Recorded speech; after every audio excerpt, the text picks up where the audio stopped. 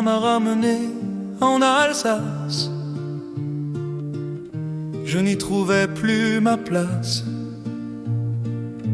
Les panneaux parlaient une autre langue. Les drapeaux portaient des croix étranges. Dans les rues de Strasbourg en silence, on marchait droit sans résistance. Mon pays était là, sous mes pas, mais il ne m'appartenait déjà plus. L'Alsace était revenue, disait-il encore, mais je ne reconnaissais rien dans mon cœur.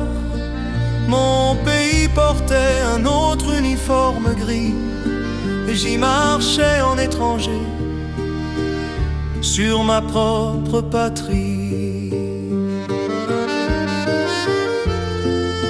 On ne m'a pas demandé mon avis. La jeunesse devait suivre soumise, apprendre les chants, les saluts rigides, oublier ce qu'elle avait été, devenir docile et vide. Les jeunesses hitlériennes n'étaient pas un choix libre, alors j'y suis allé, gardant l'équilibre. Je regardais, j'obéissais sans bruit, mais quelque chose en moi résistait dans la nuit. L'Alsace était revenue, disait-il en chœur, mais je ne me reconnaissais plus dans mon cœur.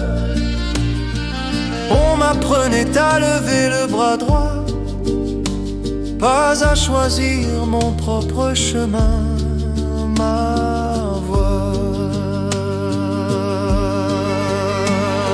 Puis vint le RAD, le service du travail, la bêche, la pioche dans les champs gelés, les ordres hurlés du matin au soir tard. C'était déjà l'armée dans les baraquements noirs.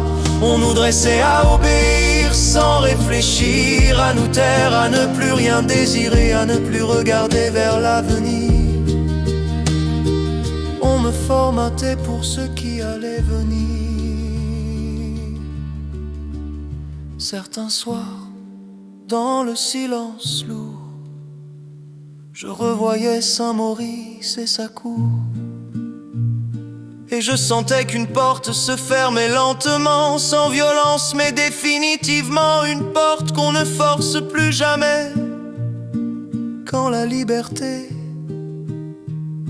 s'en est allée. Avant l'uniforme SS, avant le tampon sur mon carnet marqué, il y eut cette marche vers l'obéissance forcée. L'Alsace annexée m'avait volé mon enfance dorée, et le reste, ils allaient bientôt me le prendre sans pitié.